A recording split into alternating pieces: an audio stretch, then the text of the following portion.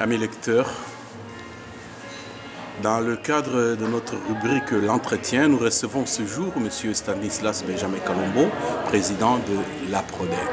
L'APRODEC, c'est une des associations de droit belge ici en Belgique qui est très impliquée dans la surveillance du processus électoral dans notre pays.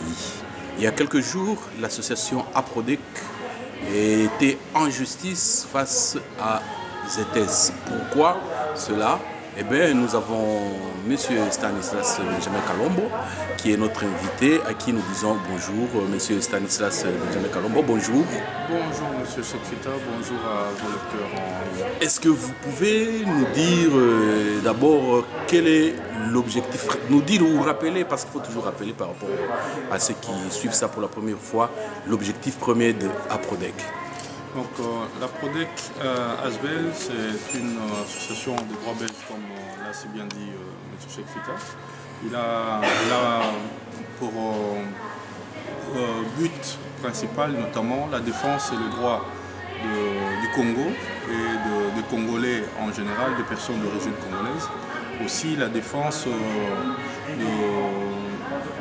des droits de l'homme, en gros. Et on suit tout ce qui est violation des droits internationaux humanitaires, et puis on peut rester en justice ici en Belgique principalement. Et qu'est-ce qui vous a poussé à vous occuper du processus électoral à RDP? Ok. Alors, il faut savoir que quand on fait la promotion de la démocratie, comme le dit bien l'intitulé de notre association, donc la base même de la démocratie, c'est les élections, quelque part. Donc on ne peut ne pas suivre le processus, puisque on ne peut pas faire l'économie de surveiller les élections, puisque de mauvaises élections donnent d'office des institutions qui sont complètement illégales et ensuite illégitimes. Bon, si nous vous avons invité aujourd'hui, c'est parce que le jeudi 6 décembre, vous étiez devant un tribunal belge contre une société belge. Est-ce que vous pouvez nous dire de quoi il s'agit? Ok. Donc, dans ce dossier, principalement, le procès, l'APRODEC Asbel intervient dans l'affaire qui oppose notre administrateur, qui est en fait M. Didier Kingu, qui est actionnaire chez ZS Industries. Donc, c'est à ce titre-là qu'on intervient dans le dossier qui oppose M. Kingu à ZS Industries. Et ZS Industries, qu'est-ce qu'il a à faire avec le Congo? ZS Industries détient de part de l'ordre de 100% de la société ZS SA. Or, ZS SA, c'est elle qui a fourni les kits biométriques au Congo pour l'identification et l'enrôlement des électeurs. Donc c'est dans ce cadre-là que M. Kingu a été à l'Assemblée générale de ZS qui s'est tenue le 30 mai 2012. Non, 2012 ici. Et là, il avait posé une série de questions concernant notamment le processus électoral du Congo. Et là, il n'a pas obtenu les réponses aux questions qu'il avait posées. En le faisant, les administrateurs des ETS, ce n'était même pas l'Assemblée générale, les administrateurs des ETS ont violé ses droits en tant qu'actionnaire. Et là, il a porté, c'est par là qu'il a pris la décision, en âme et conscience, de porter l'affaire en justice. Et nous, on intervient simplement dans cette affaire.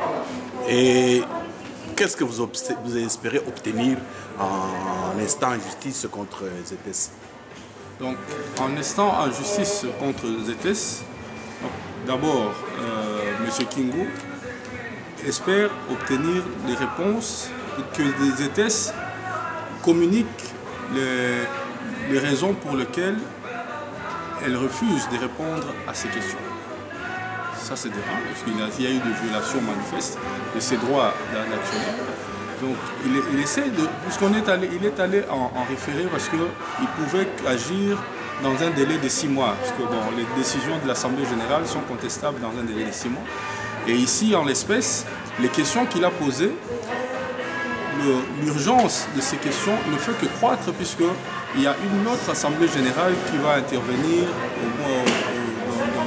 au début du mois de mai 2013.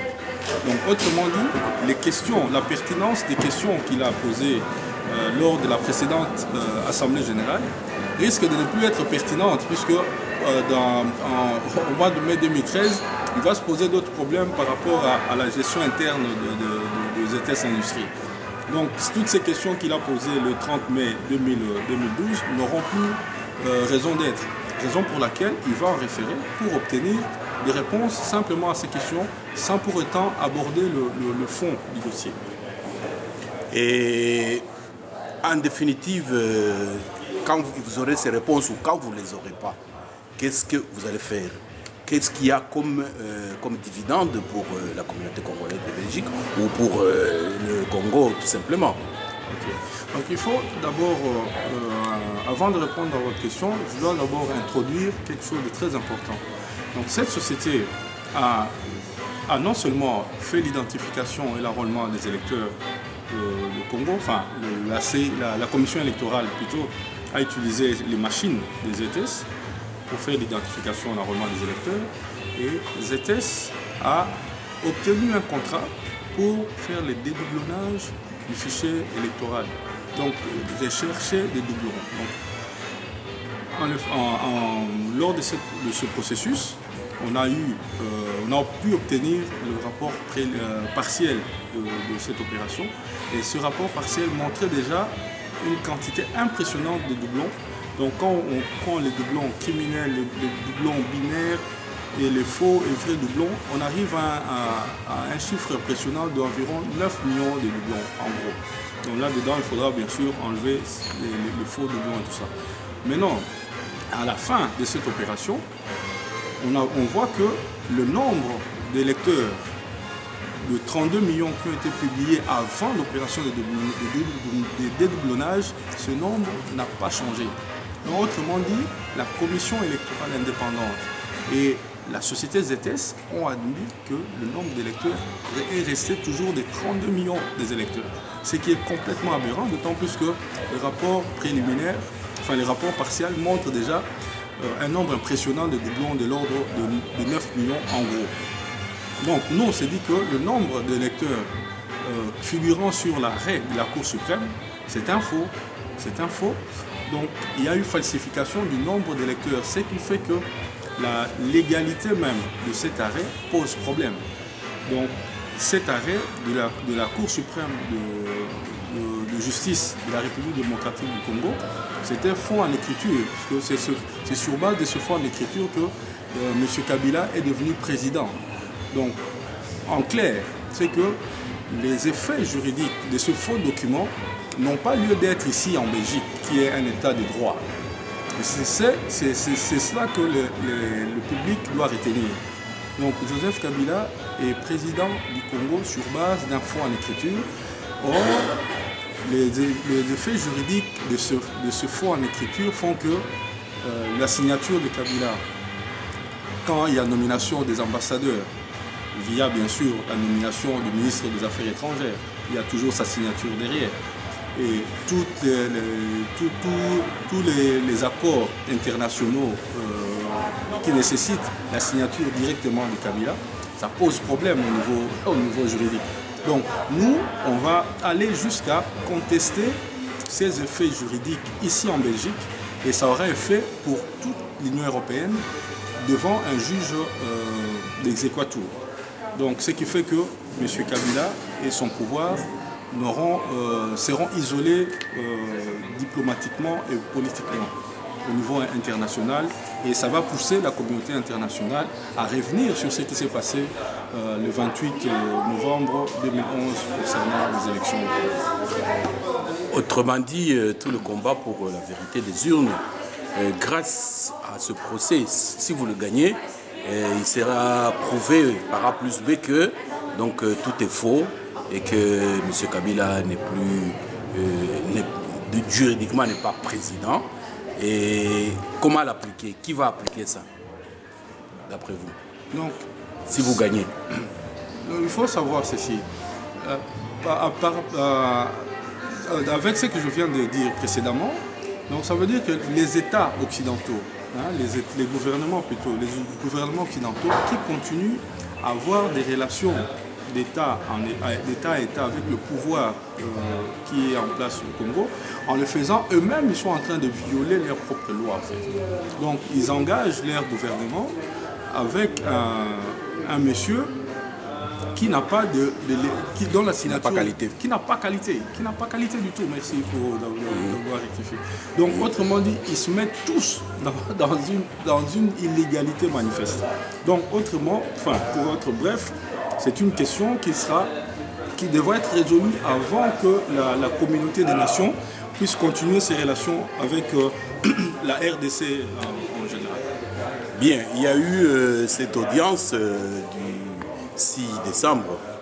Et quelle est la suite du processus devant la juridiction belge? Donc la suite à la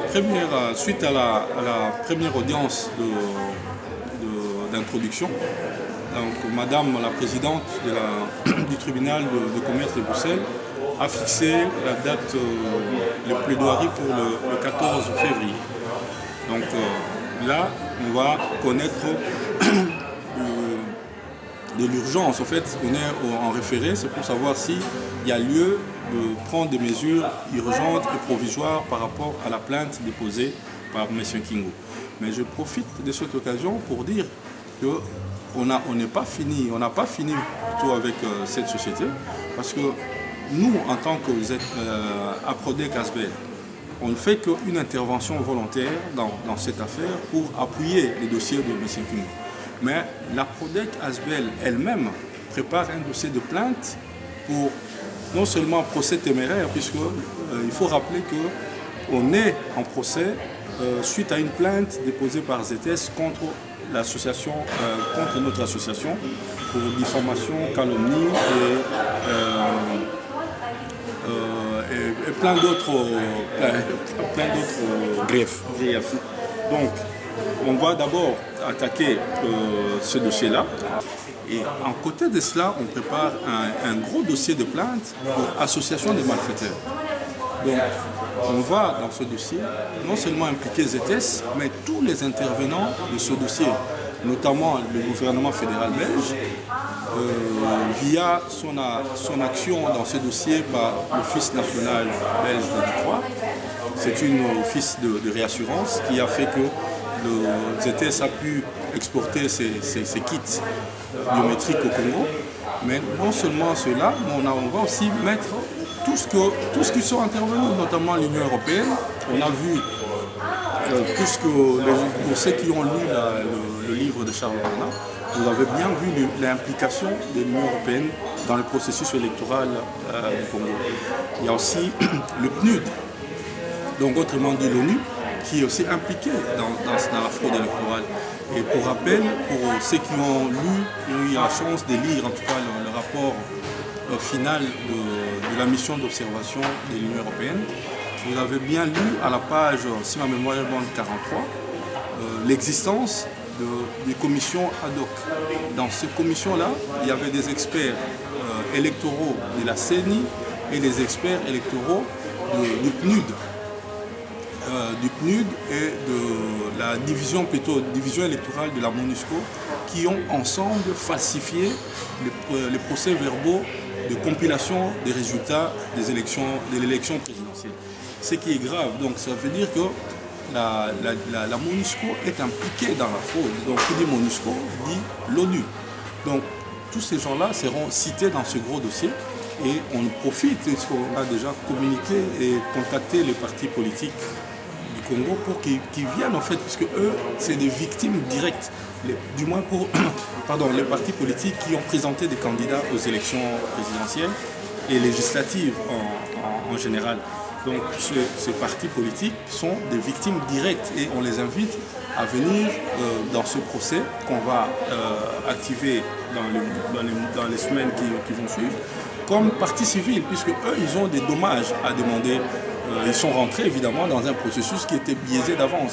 Et quand on nous parle de même l'histoire de vérité des urnes au niveau de la PRODEC, ça nous fait quelque peu rire parce que les élections n'ont même pas lieu d'être en fait. Parce que le nombre d'électeurs a été falsifié avant les élections. Donc on ne peut même pas comptabiliser des choses qui sont fausses au départ.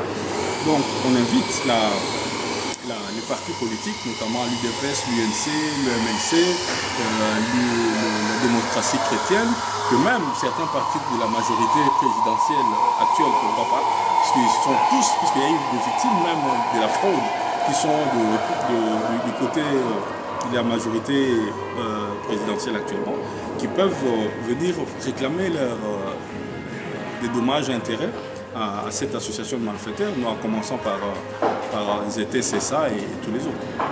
Bien, merci beaucoup pour tous ces éclaircissements. Quel est votre dernier mot? Parce que je vous sens si petit, tout seul face à toutes ces grandes machines. Quel est votre dernier mot pour que l'opinion soit davantage sensibilisée par rapport à votre action? Merci, M. Secrétaire, pour la question. Donc, mon dernier mot est que la communauté congolaise en général et la diaspora en particulier doit comprendre que les marches qu'on a organisées jusque-là, et là, elles ont donné leurs effets. On voit comment la communauté internationale bouge, mais timidement, puisqu'il y a des intérêts qui sont divergents. Mais la communauté doit comprendre que c'est le moment vraiment de mettre, en tout cas, de se mettre ensemble pour que ce dossier aille de l'avant. Ça veut dire qu'on doit pouvoir bénéficier dans ce dossier d'une meilleure défense. Ça veut dire avoir des bons avocats. Et pour ceux qui ont lu quelques communications qu'on a fait par rapport à la séance d'introduction, on était buté par le fait qu'on n'avait pas les moyens de payer l'un des meilleurs avocats ici en Belgique, je peux le citer, maître Laurent Renaud. On n'a pas pu réunir le montant pour payer ses provisions. Donc on est allé à la séance d'introduction nous-mêmes. Mais maintenant, pour les plaidoiries, on espère que la communauté va se mobiliser pour qu'on ait les meilleurs avocats de Belgique. Parce que ce n'est pas possible d'aller face à toute cette association de malfaiteurs tout seul. Nous, on est une petite association qui n'est pas subsidiée. Donc on vit des cotisations des membres et des dons qu'on fait nous-mêmes en tant que membres. Mais ce n'est pas suffisant pour affronter toute cette machine. C'est vrai que je lance un appel à toute la communauté pour qu'il y ait vraiment une vraie mobilisation, non seulement au niveau du soutien moral, mais aussi du soutien financier, puisqu'on doit pouvoir se défendre et il en va de l'avenir même du Congo, de ce dossier. Messieurs Kalombo, Stanislas, Benjamin, merci beaucoup pour tous ces éclaircissements et j'appelle donc tous nos lecteurs qui nous suivent de se mobiliser, de mobiliser des fonds pour soutenir cette action patriotique. Il suffit qu'il y ait 500 Congolais qui mettent chacun 5 €, ça fait beaucoup d'argent et avec ça on peut déjà aller. Je ne crois pas que c'est 5 € ou 10 € qui manquent à 500 ou 1000 Congolais de Belgique ou de la diaspora. Et rendez-vous pour une prochaine émission d'entretien.